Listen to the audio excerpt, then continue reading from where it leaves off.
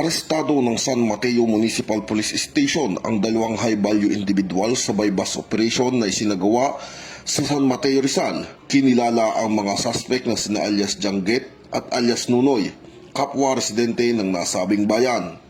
Nasabat mula sa kanila ang 13 sachet ng hinihinalang shabu na tumitimbang humigit kumulang 50.3 gramo na may halagang 342,040 pesos.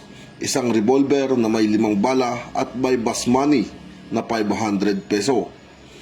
Ang mga suspect ay nahaharap sa kasong paglabag sa Republic Act 9165 o ang Comprehensive Dangerous Drugs Act of 2002 at Republic Act 10591 o ang Illegal Possession of Firearms and Ammunition.